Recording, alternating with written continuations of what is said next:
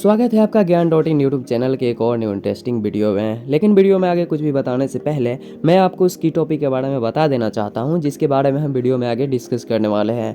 तो दोस्तों आज का हमारा मेन टॉपिक है राम जन्मभूमि का इतिहास, जिसमें हम जानेंगे कि राम जन्मभूमि के बारे में इतिहासकारों का क्या कहना है और इतिहास के दस्तावेजों में अयोध्या का जिक्र कहाँ कहाँ मिलता है। फिर हम जानेंगे कि पौराणिक मान्यताओं में प्रभु श्री राम की कहानी क्या है। उसके बाद हम बात करेंगे कि राम मंदिर को तोड़कर मस्जिद किसने बनाई और बाबरी मस्जिद का इतिहास क्या है। और इसके बाद हम बात करेंगे कि आखिर कैसे इतने लंबे समय तक हुई लड़ाई के बाद राम मंदिर बनकर तैयार हुआ। तो चलिए बिना समय गवाए बात को आगे बढ़ाते हैं।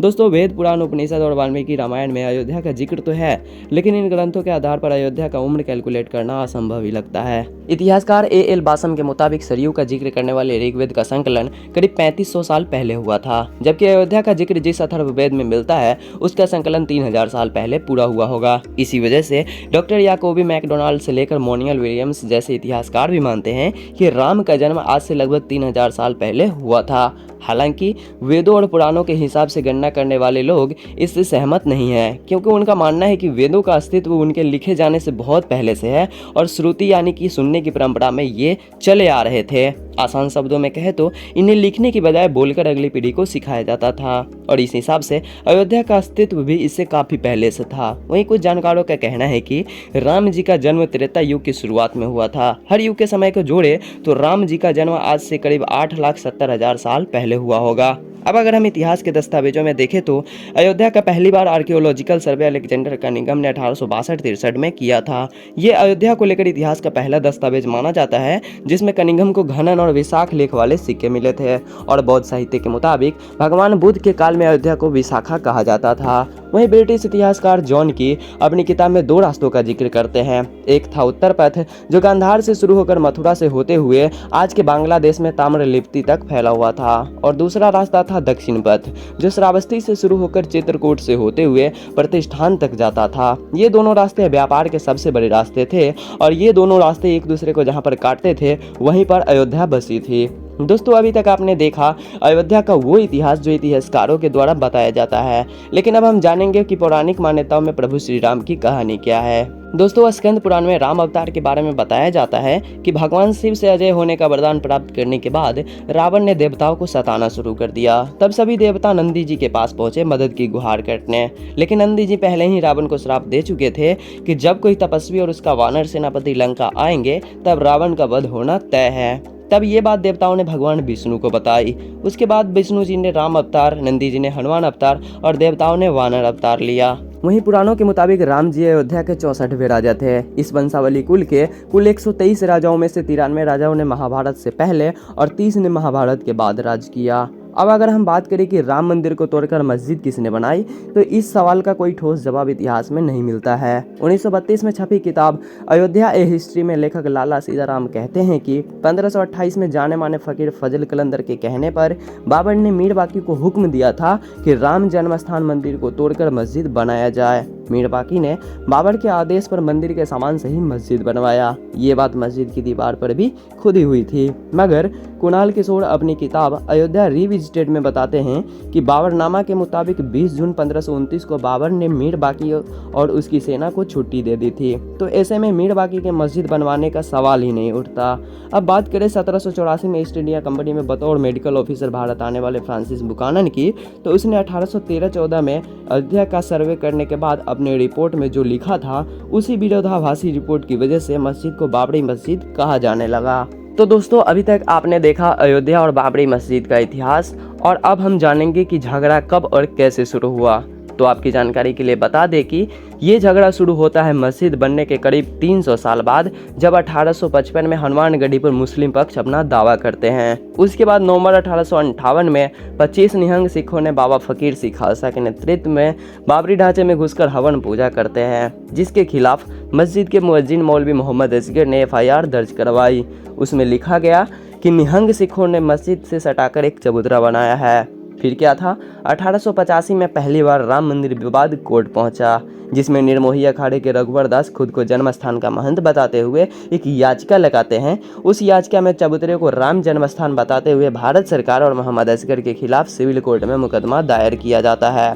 मामले की सुनवाई कर रहे जज पंडित हरि किशन ने 24 दिसंबर 1885 को याचिका रद्द करते हुए कहते हैं कि चबूतरे पर मंदिर बनाने की अनुमति देना भविष्य में हिंदुओं और मुसलमानों के बीच दंगे की बुनियाद डालना होगा।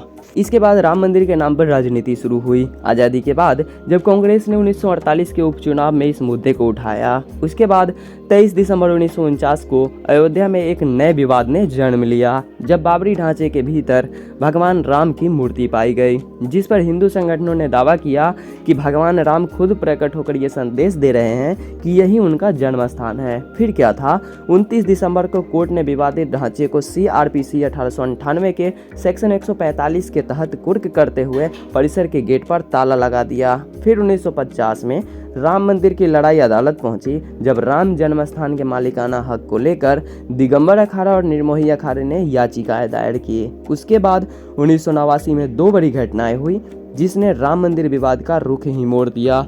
पहली घटना घटी 1 जुलाई 1989 को, जब पूर्व जज देवकीनंदन अग्रवाल ने बतौर राम मित्र एक याचिका दायर की, जिसमें रामलला विराजमान को न्यायिक व्यक्ति बताते हुए विवादित जमीन पर उनका दावा पेश किया। रामलला को न्यायिक व्यक्ति मानने से ही 2019 में उन्हें जमीन का हक देने की राह खुली। वहीं दूसरी घटना 9 नवंबर 1989 को घटी, जब राजीव गांधी सरकार की परमिशन से अयोध्या में विवादित ढांचे के पास शिलान्यास किया गया। हालांकि मुस्लिम पक्ष के विरोध के चलते मंदिर निर्माण शुरू नहीं हुआ। फिर आया 6 दिसंबर 1992, जब अयोध्या में सुबह सुबह लाखों कार सेवक पहुंचकर नारा लगाते हुए अगले 6 घंटों के भीतर ही मस्जिद के ढांचे का नामो निशान मिटा दिया और वहां पर अस्थायी मंदिर बना दिया।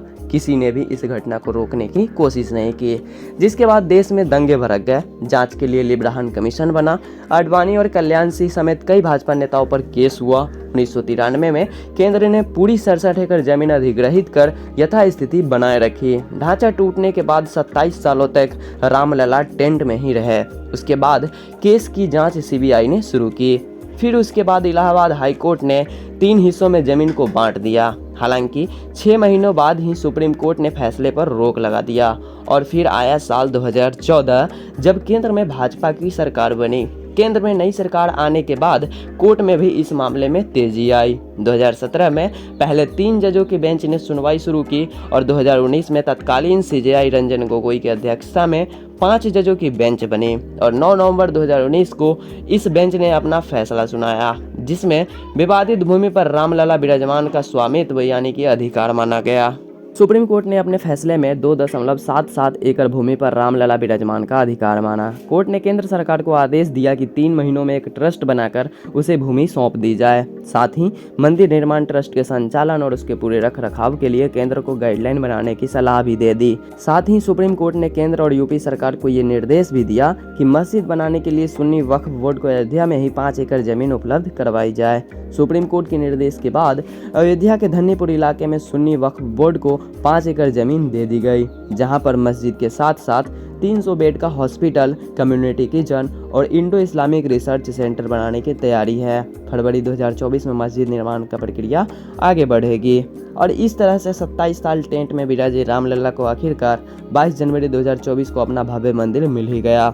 दोस्तों, अगर आप इसी तरह के नॉलेजेबल वीडियोस देखना पसंद करते हैं तो अभी के अभी ज्ञान.in यूट्यूब चैनल को सब्सक्राइब कर बेल आइकन कॉल पे जरूर सेट कर लें, जिससे आप आने वाले किसी भी वीडियो से अनजान न रहे। और हाँ, इस वीडियो को लाइक और शेयर करना मत भूलिएगा।